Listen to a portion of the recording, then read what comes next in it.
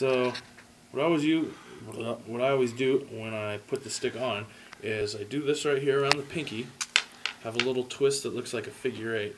The figure eight part goes right through there on the other finger, wraps around, and then up over the top like that.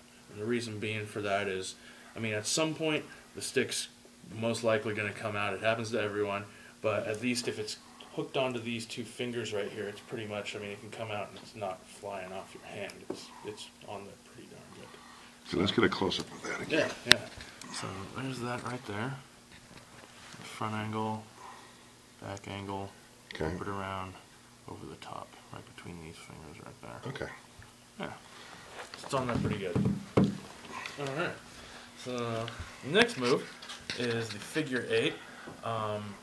There's a couple different ways to teach this one. One way I always find pretty effective is from that other exercise. Is a figure eight is basically a spin on both sides, alternating on both sides of the hand. Now what I always find when teaching this, if people are having trouble getting that, is to do an outside reverse spin followed by an inside reverse spin for a backward figure eight, and just stop it in between. And eventually what you want to get from that, instead of stopping it, is try to just get that fluid motion going back and forth.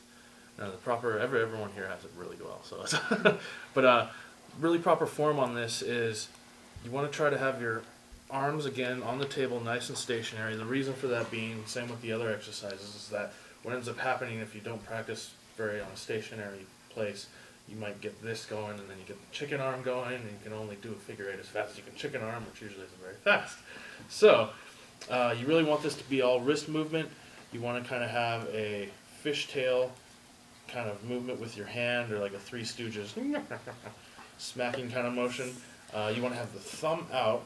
The reason for that is so you can stop the stick and reverse it eventually, but you really want that thumb out of the way. You want to try to not have it tucked in.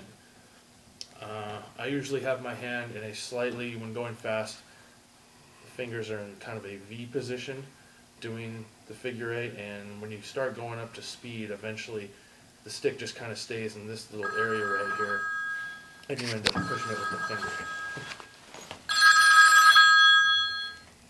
Like this.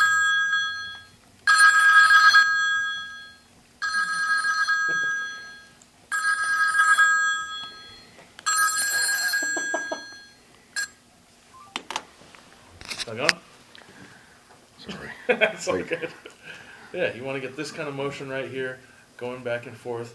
This is one where you really want to try to relax, just kind of like speed picking on a guitar. You really want to relax on it, because the more you tense up, you're not going to be able to go as fast. I mean, you can go pretty fast if you just really relax on these. But as you can see, the stick stays right in this little area. When you start going fast, you kind of use this finger a little to nudge it along. But for the most part, as a side view, you really want to try to have that thumb out so you can just, boom, catch it like that. That's where that other exercise comes into play with the stick catching and control on the spins. For the forward figure eight, same principle, only on these ones you don't actually have to have it's pretty much impossible, as you can see, to have your fingers out while doing it. Keep them tucked in underneath, but as well you also want to have your thumb out on this. The reason you also want to have your fingers kind of slightly tucked in on this is so you can eventually bounce the stick off these pads of the finger. So let's look from the side, so from forward position. So you can see right here, I'm going to try to bounce it right now. Bounce it on back. Now it's going reverse. Stop it with the thumb. Throw it back forward. Bounce it and back reverse. Bounce it, bounce it, bounce it. Just like that, back and forth. Let's see what the next one was that we did.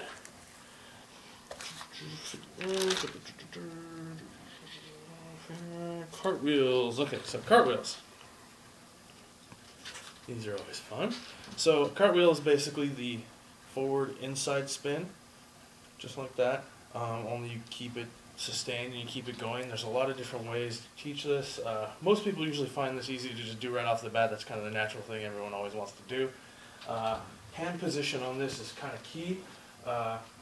This is the position you kind of want to be looking at when you're doing a cartwheel. You want to be looking at the backs of your hands, just like that. The reason for that being is what ends up happening a lot of times is the hands start to crook forward because of that forward motion. You don't want this going on, the side view. Reason for that is because eventually that leads to this. You don't have control of the cartwheel, and you start doing this thing, and then you start doing that, and you're pedaling a bike with your hands, and that's no good. You don't want that. It's okay to have the arms slightly crooked out a little, gives you a little more control over it. Eventually you want the cartwheel to be nice down the center, nice and even right here in this kind of position, nice and split. A lot of times what ends up happening is people will start doing this and then they'll not have a split cartwheel. That's a timing thing. Usually what I always say to that is, there's a couple different ways to deal with that. Usually I'll have them start just one at a time.